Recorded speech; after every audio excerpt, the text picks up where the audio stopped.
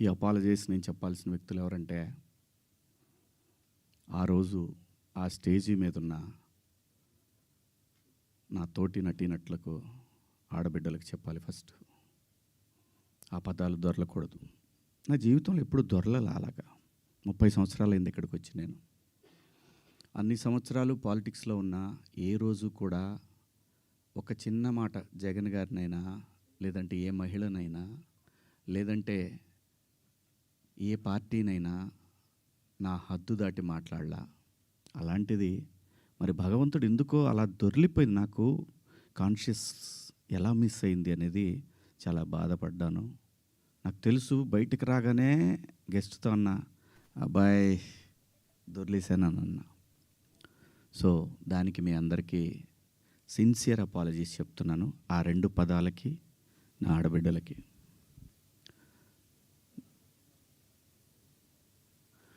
ఇక నేను ఇచ్చిన స్టేట్మెంట్కి మాత్రం కట్టుబడే ఉన్నాను. దాంట్లో ఎవరికి భయపడేదే లేదు. ఆ 2 పదాలు మాత్రం unparliamentary. From my soul I regret. అవి మాట్లాడటం తప్పు. Apologies very clear. ఇక మా దండోరా సినిమా గురించి మాట్లాడుతాను. దాని తర్వాత మీరు ఎవరు అడగలనుకుని అడగచ్చు. ఎందుకంటే 2 రోజుల నుంచి దాదాపు 36 అవర్స్ అయింది నేను పడుకొని. 2 రోజుల నుంచి నేను ఈ ప్రమోషన్స్లో నేను పార్టిసిపేట్ చేయలేకపోయాను. ఓ ప్రొడ్యూసర్ నమ్మి మన మీద సినిమా ఇచ్చి ఖర్చు పెట్టాడు, రాలేకపోయాను. అంటే నాలోనే అంతర్మదనం, ఎందుకు ఇలా జరిగింది. అన్ని సంవత్సరాలు పాలిటిక్స్లో మాట్లాడినా ఎప్పుడు తప్పు మాట్లాడాను నేను, ఎందుకు ఇలా జరిగింది, ఏమైంది అని అనిపించింది. సో అందుకే రాలేకపోయాను. సో రేపు రిలీజ్ అవుతా ఉంది కాబట్టి ఖచ్చితంగా మాట్లాడాలి. ప్రొడ్యూసర్ గారితో చెప్పి, సార్ నేను సినిమా ప్రమోషన్కి వస్తానని చెప్పి ఈ ప్రెస్ మీట్ అంటే ఆయన అన్నారు, ఎందుకులేండి అనవసరంగా మళ్ళీ కాంట్రవర్సీ అవుతుంది. లేదు, మీ దగ్గర డబ్బులు తీసుకున్నాను కాబట్టి నేను ఖచ్చితంగా మీ సినిమాకి నేను నా వంతు నేను ప్రమోషన్ చేయాలి అని చెప్పాను. అలా రేపు 25వ తారీఖు క్రిస్మస్ నాడు రిలీజ్ అవుతుంది ప్రపంచవ్యాప్తంగా ఈ సినిమా.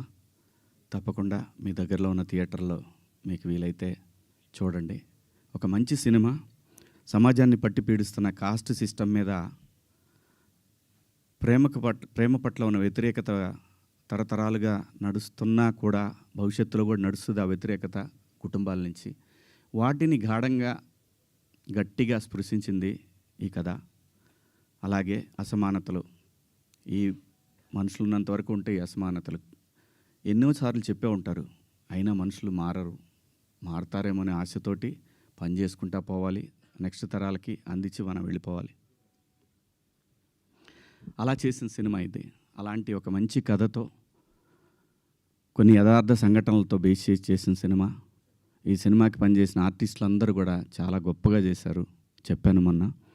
అలాగే ఈ సినిమాకి పనిచేసిన మ్యూజిక్ డైరెక్టర్ కానివ్వండి, ఆర్ట్ డైరెక్టర్ కానివ్వండి, ప్రతి ఒక్కళ్ళు కూడా నేటివిటీని ఆ 1998, 2000 ఇంకా అంతే 2005 ఆ మధ్యలో వచ్చినటువంటి ఇన్సిడెంట్లను బేస్ చేసుకొని ఒక చక్కటి లవ్ స్టోరీ విత్ కాస్ట్ని గట్టిగా చాలా గట్టిగా స్పృశిస్తూ చేసిన సినిమా ఇది.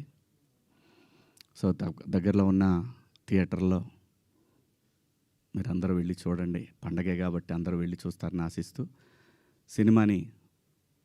ఒక మంచి సినిమాని, ఒక మంచి పాత్ర నాకు ఇచ్చినందుకు నిర్మాతకు, అలాగే దర్శకుడికి అందరికీ పేరు పేరున నా ధన్యవాదాలు. ఇంకా కమింగ్ టు ద పాయింట్, ఇది నా వ్యక్తిగతం. ఇక్కడి నుంచి నేను చెప్పేదంతా కూడా వ్యక్తిగతం.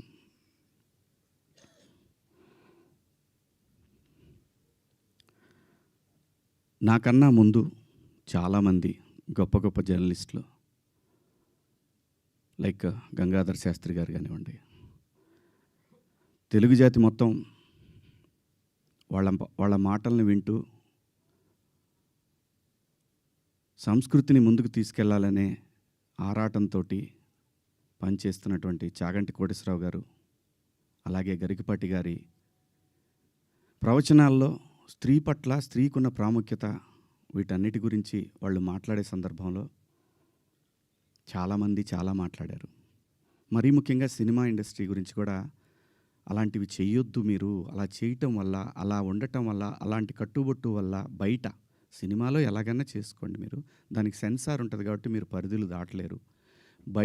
బయటకొచ్చిన తర్వాత మీరు ఇబ్బందులకు గురవుతారనే విషయాన్ని పదే పదే ఎంతోమంది పెద్దవాళ్ళు, సంస్కృతి సంప్రదాయాల పట్ల అవగాహన ఉన్నవాళ్ళు జనరేషన్స్‌కి చెప్తూనే వచ్చారు.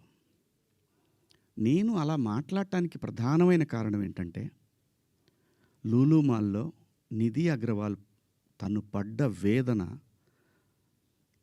తన కారులోకొచ్చిన తర్వాత తను ఎంబ్రాసింగ్‌గా ఎలా ఫీల్ అయిందో, అది నా మైండ్‌లోంచి పోలేదు.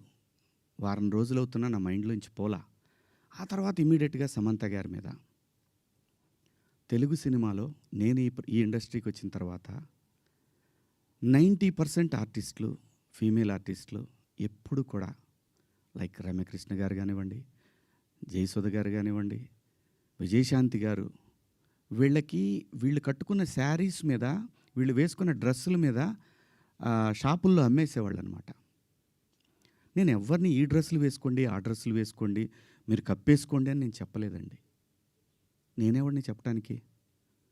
సమాజంలో ఏ రుగ్మత వచ్చినా కానీ సమాజం సినిమా వల్ల చెడిపోతుంది, మీరు వేసుకునే డ్రెస్సుల వల్ల చెడిపోతుంది, మీ సినిమా వల్లనే ఈ ప్రపంచం నాశనం అవుతుందనే మాటలు వింటూ ఉన్నాం కాబట్టి తరచు ఇక్కడే బతికి, ఇక్కడే నా కుటుంబాన్ని ముందుకు తీసుకెళ్తూ, నా పిల్లల్ని చదివించుకుంటూ, ఇక్కడొచ్చిన డబ్బులతో చదివించుకుంటూ, సినిమాని ఎవరు అనకూడదు అనే పంతాలో మనం ఎందుకు వాళ్ళకి అవకాశం ఇవ్వాలనేటటువంటి ఆలోచనతోటి నేను ఆ సందర్భంలో వచ్చిన మాటల్లో నాకు ఇప్పటికి కూడా నాకు నమ్మబుద్ధి కావట్లేదు. నేను ఆ 2 పదాలు నాకు ఎందుకు వచ్చినాయని. ఇందాక మన జర్నలిస్ట్ మిత్రులకి నేను నా ఫోన్లో ఉన్న మెసేజ్లు చూపించాను. ఏమని? ఫస్ట్ నేను అపాలజీ చెప్పింది నా భార్యకి. వెంకట గారు మీరు చూశారు కదా, ఎన్ని గంటలకండి? నైటు 1:30కి. 11:18 మా వాడికి నాకే ఎందుకో కొట్టింది, ఏది జారింది, క్షమాపణ చెప్దామని చెప్పి బాత్రూంలో, ఇంట్లో వాళ్ళందరూ బాధపడుతుంటే బాత్రూంలో షూట్ చేసి నేను మా వాడికి పంపించా. అది మీకు కూడా వినిపించాను వెంకట గారు, వేణు మీకు వినిపించాను. ఈ వీడియో కాదు, ఇప్పుడు చూస్తున్న వీడియో కాదు, అంతకుముందే ఆ వీడియో 11:18 ఉంది. నేను మా ప్రసాద్కి పంపించా, వేసేద్దాం అబ్బా ఎందుకని. అది అందరూ ఫ్లోలో వెళ్ళిపోయింది, పెద్దగా ఏమీ లేదు, ఎందుకు కెలుక్కోవటం అన్నారు.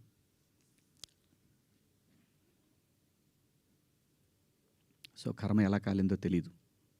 కర్మ ఎవరిని వదిలిపెట్టదు.